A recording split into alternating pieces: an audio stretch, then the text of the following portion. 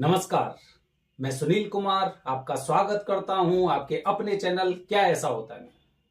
दोस्तों, हमारे चैनल का उद्देश्य कभी भी किसी की भावनाओं को भड़काना या अंधविश्वास फैलाना नहीं है, बल्कि हम ये चाहते हैं कि ज्यादा से ज्यादा लोग अपने धर्म के प्रति दृढ़ हों, मजबूत हों, उन्हें कोई हिला ना सके। हम देखते हैं ना जगह जगह कि कहीं से खबर आ रही है कि उसने धर्म परिवर्तन कर लिया। सबसे पुराने और सबसे सर्वश्रेष्ठ जो धर्म होता है उसमें आपने जन्म लिया है, इसका सम्मान करिए, इससे जुड़िए। ये धर्म आपको देने के लिए लेगा कुछ नहीं, आपसे कुछ भी नहीं लेगा। धर्म सिर्फ आपको देगा, बस आपको मजबूती के साथ उसके साथ खड़े रहना है। ये अपना उद्देश्य है। दोस्तों, आज मैं अपनी वीडियो के माध्यम से आपको बताने का प्रयास कर रहा हूं। सबसे पहले मैं आपसे सवाल पूछता हूं, उसका जवाब आपको इसी वीडियो में मिलेगा। अंत तक पूरा देखना, आपको अच्छा लगेगा। इस प्रकृति में, पूरी सृष्टि में दो देवतुल्य ऐसे लोग मान सकते हैं, देवता मान सकते हैं, भगवान मान सकते हैं। एक पुत्र का जब घर में जन्म होता है तो उनको सबसे ज्यादा प्रसन्नता होती है। और उन्हीं को सबसे ज्यादा प्रसन्नता क्यों होती है, ये आप जवाब सोच के रखिए। दोस्तों, हमने बचपन से पढ़ा है कि माता हर इंसान के लिए उसका भगवान भी होती है, उसका गुरु भी होती है। और माना जाता है कि हर बच्चे की पहली शिक्षक, पहला उसका अध्यापक, पहला उसका गुरु माता ही होता है। माता के बराबर बच्चे को ज्ञान कोई नहीं दे सकता इस प्रकृति में। तो ज्यादातर लोग ये मानते हैं कि सबसे ज्यादा प्रसन्नता माता को होती है। अगर हम दूसरे तरफ जाते हैं तो सबसे ज्यादा जो ज्ञान मिलता है वो गुरु के माध्यम से मिलता है। भगवान श्री राम बल्कि चारों भाई मिलकर अपने अयोध्या नगरी को छोड़कर गए थे शिक्षा प्राप्त करने। तो दोस्तों, काफी लोग ये मानते हैं कि गुरु को सबसे ज्यादा प्रसन्नता होती है अगर किसी बालक का जन्म होता है। लेकिन आप जानते हैं ये दोनों जवाब एकदम गलत है। दोनों जवाब एकदम गलत हैं। इसके अलावा काफी लोग कहते हैं कि भाई जो दादा होते हैं, बाबा होते हैं, उनको सबसे ज्यादा प्रसन्नता होती है। नहीं होती, उन्हें भी इतनी नहीं होती। तो वो दो कौन हैं जो देवतुल्य हैं और उनको सबसे ज्यादा एक पुत्र रत्न की जब किसी को प्राप्ति होती है, किसी परिवार में किसी एक लड़के का जन्म होता है। मैं लड़के की बात कर रहा हूं, लड़की की बात नहीं कर रहा। लॉजिकली बातों को समझिए, और शास्त्रों में इनका उल्लेख भी है। दोस्तों, सबसे पहली जो प्रसन्नता होती है वो होती है पिता को। हालांकि आज के समाज में या फिर इससे पहले भी देखें कि पिता बाहर से बैठे हुए कितने चिंतित रहते हैं। जब घर में किसी बालक का जन्म होता है, किसी शिशु का जन्म होता है, तो जो माता होती है वो तो कष्ट झेल रही होती है, लेकिन उससे ज्यादा कष्ट जो बाहर बैठा हुआ उसका पिता है ना, वो झेलता है। उसके दिमाग में बहुत सी चीजें चलती हैं।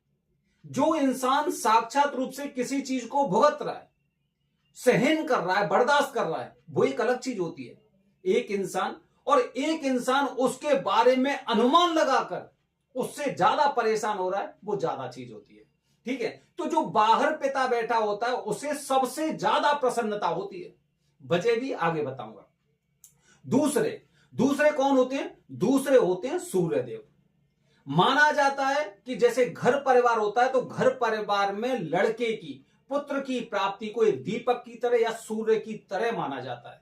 सूर्य की तरह कि हमारे घर में यही प्रकाश करेगा, हमारे परिवार का नाम रोशन करेगा, इस तरह से माना जाता है। अब वजह क्या है दोस्तों?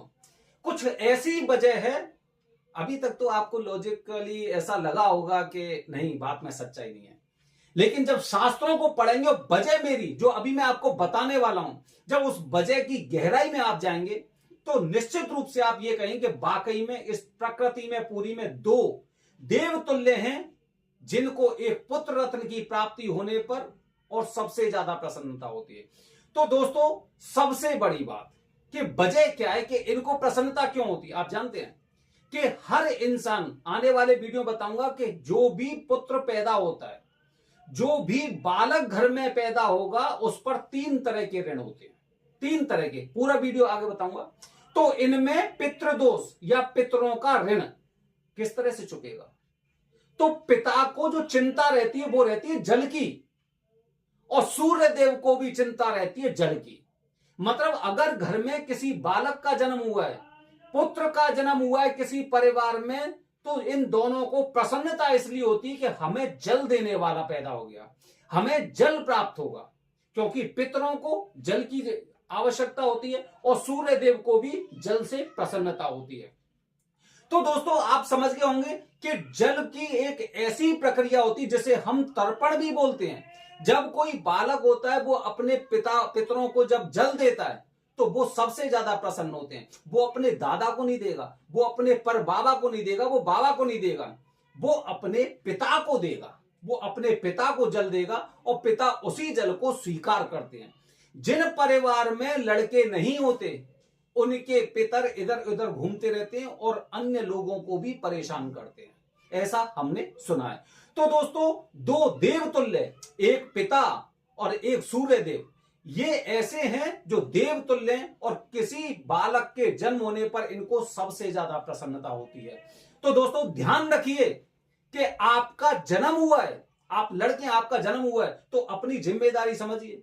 इन दोनों को कष्ट नहीं होना चाहिए पूरी प्रकृति में। इन दोनों को अगर कष्ट हुआ तो आपका तेज खत्म हो जाएगा, सूर्य अपने प्रकाश को अपनी ओर खींच लेगा और आपका जीवन बर्बाद हो जाएगा। ध्यान रखिए, इन दोनों का सम्मान जरूर करिए। आने वाली वीडियो में दोस्तों बता रहा हूं आपको 3 तरह के ऋण, मरने से पहले अगर 3 तरह के ऋण अगर आपने नहीं चुकाए तो हो गया कल्ला, समझिए, मतलब जिंदगी बर्बाद हो गई।